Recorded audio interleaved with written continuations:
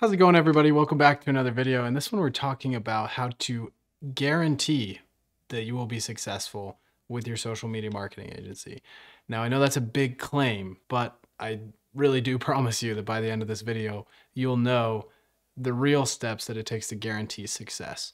And I promise you, if you do these, there's no way you can't have success at some point. One of my favorite quotes is that success is just a consistent set of actions taken over a long enough period of time, then you get what you want. So that's what we're talking about today, and it likely will not be what you think it is. I want to start out with a story, and this is the story of my second ever client. So my first client, things had gone like amazingly well. Like we had I think they got like 17 consults scheduled within 2 weeks of launching. Everything just went super well. They were super on board, and they're still with me today. Like everything went perfectly with them. My second client was almost the exact opposite. Everything went well with setup, like we had a good back and forth there. But then the minute we launched the campaign, things were just like abysmal. The results were not there. The client didn't understand why. I didn't understand why. There were a ton of people coming through his funnel, but everyone was no showing. He's getting a lot of people that couldn't afford treatment, and the ads were just not doing what we wanted them to do. And guys, you're not gonna believe me when I say that this went on for 6 months. We just kept trying and trying and trying for 6 months, and we couldn't get anything to work for his area. But despite all of this, he loved working with me, and I even asked him for a testimonial. He recorded the testimonial. The testimonial was like, there was tons of leads that came in, super professional. These people are amazing. Like, he was super genuinely happy with the work that I had put in. The results weren't there, but he was happy with the work that I had put in, and he had seen that I was dedicating a lot of time to his account and making it successful. So in this video, we're going to talk about why that happened and how I still got a pretty amazing testimonial out of a client that basically got 0 tangible results. And to do that, I want to take the example of a house. So the foundation of the house is what people don't see. But it's actually the most important part. You never see anybody looking at a house, they're like, wow, that's a really impressive looking house. I bet the foundation is just perfect. But they subconsciously know that the foundation is built the right way if the house looks great, right? So for us, people building businesses, trying to improve our lives, the foundation of our lives, or of our metaphorical house, are our personal habits. So a solid foundation looks like a good sleep schedule, not watching porn, reading something uplifting in the morning, exercising, eating healthy, taking care of your body, no harmful substances taken into your body, and then some sort of like meditation, whether that be walking or like spiritual practice for you, whatever it is that you enjoy the most in that area. And guys, this also includes stuff like your values. So like getting back to people, having integrity, not ghosting people, being a kind, giving person, not being mean to the other people around you. Like, this is the foundation of what you build your life on, and therefore what you build your business on. So if it sucks, your business is gonna suck too. So that was the example of like a good foundation, but a bad foundation is the opposite of that. So someone that has a bad foundation goes to bed at 3 a.m. after watching YouTube videos all night, tells people he wants to hang out with them, but then just like totally ghosts them, eats whatever he feels like whenever he wants, doesn't exercise, doesn't take care of his body, just stays in his room all day watching videos and playing video games. The problem with all this stuff and the bad example is that it just makes you a dopamine monkey. You keep coming back for more, and pretty soon, one, you can't even relate to people because you've just been staring at a screen for your entire life, so you can't actually talk to somebody. And then two, you have no reason to actually go out and get anything done in your life because you're getting so much dopamine from a screen in front of you. There's this saying, private victories precede public victories. If you really want to grow a real company, you have to win those private victories first. But this video is not about those private victories. That's not necessarily how you guarantee success, because there's some people with crazy personal lives that still have very successful companies. I think it's much, much easier to build a successful house on a good foundation, but there's some people that, for a period of time are able to build a successful company on top of kind of a somewhat rocky personal life foundation. So now let's talk about what goes on top of the foundation. What are the building blocks of the house that you must build in order for it to stand? This is the above ground stuff in your house that you've got to get right. And there's 5 of them. The first one is responsiveness. As soon as you get a client on board, you need to get back to them as soon as possible, as much of the time as possible. They need to feel like they're your only client, especially if they are your only client. You should be getting back to them right away. Even if you can't address their concern right away, you should just message and say, hey, I got your message. I'm looking into this. I'll get back to you as soon as possible. Or, hey, I got your message in the middle of something. I'll message you as soon as I'm done. That way they know, they're like, wow, these people are really on top of it. They get it. That responsiveness will guarantee that people respect what you do, respect you as an agency, and feel impressed and like they're getting their money's worth because you're actually talking to them and giving them top-notch service. I can't tell you how many people this just like doesn't compute for. This is crucial to running a business, especially if you're just starting out. All right, that brings us to number 2, which is integrity. Guys, this one includes a lot of things, but integrity at its core is doing what you say you'll do. So one example here is meetings. If you're gonna be more than 1 minute late to a Zoom meeting, you better tell people. And I know that sounds like overkill, but it's not. When people are like 2, 3, 5 minutes late to a Zoom call and I haven't heard from them, I'm like, do you respect my time at all? Like, what's going on? It's really not that hard while you're in the other meeting that's going over, whatever you're doing, saying, hey, I'm so sorry. I'm gonna be like 5 minutes late to our meeting.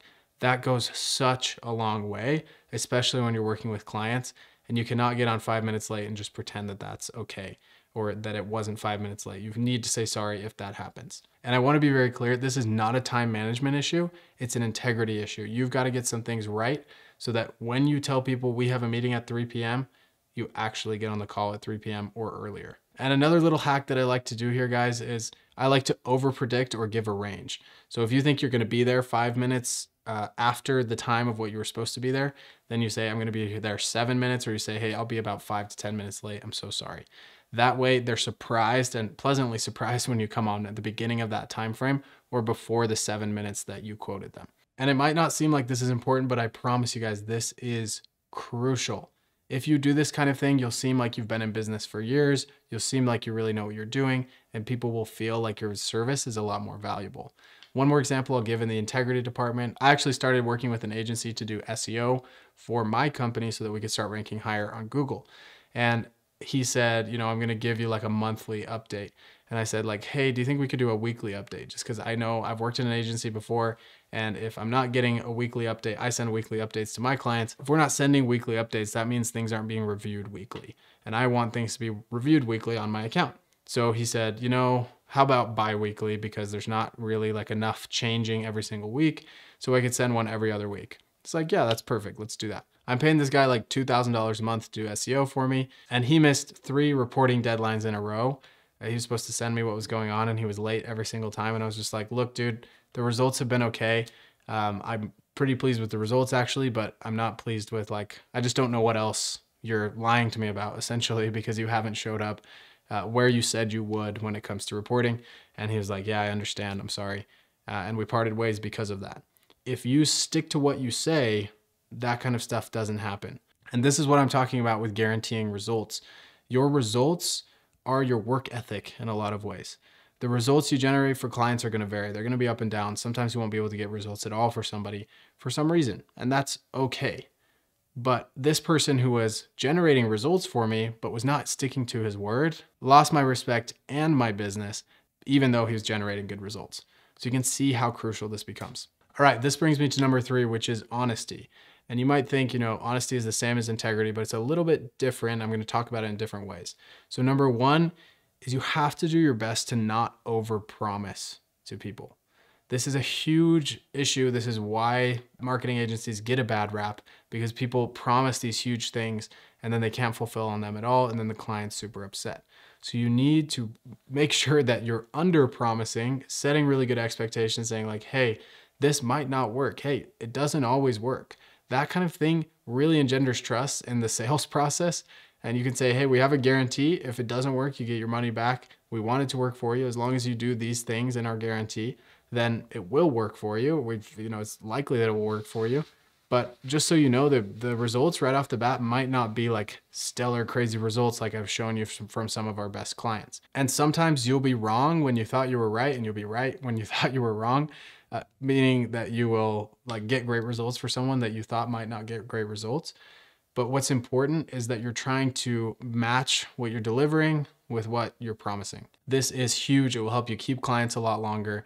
And it's the right thing to do. It's the right thing to be honest. And number two, when it comes to honesty, guys, is to own up to every single mistake that you make with a client. This doesn't mean if like one little thing goes wrong for a couple of days, you have to report something. If the client doesn't know about it, it's fine not to mention it to them. But if there's something that the client is upset about that happened and you did wrong, you're going to have so much more respect from the client and potentially a longer term relationship if you just own up and say, hey, you're right. We fell down on this. Because of this, we're going to give you half off next month or a credit on your account or whatever it is. And we're going to do everything we can to make it right. Whatever you do, do not lie about how something went down, and make sure you take 100% responsibility. Don't try to point responsibility or fingers on other people unless it actually is the client's fault that something happened and you've repeatedly told them that they need to change. But this is super crucial. Own up to everything that happened that was your fault, and then actually change based on the conversation you have with that person. All right, this brings us to number 4, which is over communicating and over delivering. We talked about under promising or not over promising before, but now how do we over deliver and how do we make sure we over communicate as well? So over delivering means that if you have the opportunity to do something that goes above and beyond for a client, that you take that opportunity and you do it every single time. The more wow factor you can build into what you're packaging and delivering as an agency, the better off you'll be, the longer you'll keep clients, all that kind of thing. One thing we do to over deliver for our clients is we send them cookies when they sign up with us. And every single time we do, they're like, oh, this is so nice. It's so thoughtful. Thanks so much. We also try to over deliver on the campaign's results as well. Over communicating means that you're telling your clients what's happening as it's happening. If you paid someone money and then they never talk to you for 2 weeks, wouldn't you get a little bit concerned? You should try to stay in contact as much as possible with clients so they can scratch that itch like, I paid that person $2,000. Is anything happening? You should be in almost constant communication, especially during the setup process and the first few months of a client being on board. And another thing here when it comes to over communication is set the right expectations. Don't say something will be done in 2 to 3 days if it's going to be done in a week. Overestimate that time horizon again, like give yourself a couple of buffer days and then try to deliver it early if possible. And if something's taking you longer than you initially thought, let the person know as soon as possible that it won't be completed on time so that it doesn't cause any problems on their end and you don't fall short of their expectations. All right, this brings me to number 5, which is attention to detail.